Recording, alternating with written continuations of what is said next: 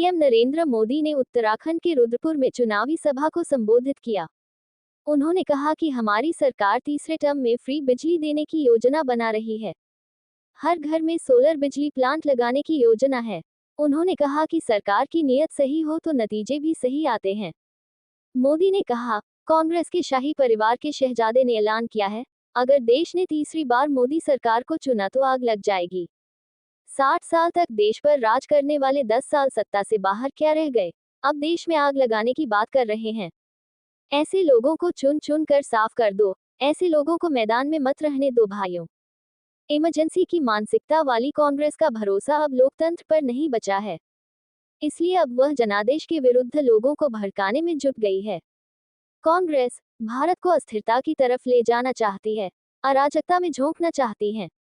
कांग्रेस तुष्टीकरण के दलदल में ऐसा धंस गई है कि कभी देश हित का नहीं सोच सकती।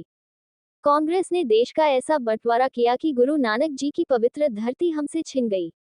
दशकों तक हमें अपने गुरु को दूरबीन से देखना पड़ा। अब जाकर बीजेपी सरकार ने करतारपुर राहदारी बनाकर लोगों की जिंदगी आसान की है। यही कांग्रेस है जो घुसपैठियों को बढ़ावा देती है। लेकिन जब भाजपा सीएए के माध्यम से मां भारती में आस्था रखने वालों को भारत की नागरिकता देती है, तो कांग्रेस को सबसे ज्यादा तकलीफ होती है। कांग्रेस ने देश का ऐसा बंटवारा किया कि गुरु नानक जी की पवित्र धरती हमसे छिन गई। दशकों तक हमें अपने गुरु को दूरबीन से देखना पड़ा। अब जाकर बीजेपी सरकार ने करतारपुर राहदारी बनाकर लोगों की जिंदगी आसान की है। यही कांग्रेस है जो घुसपैठियों को बढ़ावा देती है। लेकिन जब भाजपा सीएए के माध्यम से मां भारती में आस्था रखने वालों को भारत की नागरिकता देती है, तो कांग्रेस को सबसे ज्यादा तकलीफ होती है। पीएम ने कहा, तमिलनाडु के पास एक कच्चाथीवू द्वीप है। वो द्वीप भारत का हिस्सा था, लेकिन कांग्रेस ने उसको श्रीलंका को दे दिया। कांग्रेस जिसके नेता देश के टुकड़े करने की बात करते हो, जो कच्चाथीवू को दे देते हो, क्या ऐसी कांग्रेस देश की रक्षा कर सकती है? मैं कहता हूँ भ्रष्टाचार हटाओ, वो कहते हैं भ्रष्टाचारी बचाओ। लेकिन मोदी इनकी गालियों और धमकियों से डरने वाला नहीं है। हर भ्रष्ट पर कार्रवाई जारी रहेगी।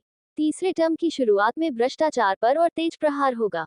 धूप में खड़े लोगों को देख मोदी ने क्षमा मांगी। पीएम मोदी ने जनसभा में पंडाल के पीछे धूप में रहने वालों से क्षमा मांगी। कहा, पंडाल सोच से छोटा पड़ गया, ये व्यवस्था की कमी है। ये धूप में तपने की तपस्या को विकास कर लौटाऊंगा। पीएम ने कहा, देवभूमि का यह आशीर्वाद मेरी बड़ी ड्यूटी है।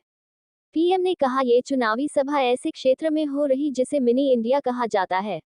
मैं जब भी उत्तराखंड की पवित्र धरती पर आता हूँ, खुद को बहुत धन्य महसूस करता हूँ। इसलिए मेरे दिल की गहराई से एक बात निकली थी, देवभूमि के ध्यान से ही मैं सदा धन्य हो जाता हूँ। है भाग्य मेरा, सौभाग्य मेरा, मैं तुमको शीश नवाता हूँ।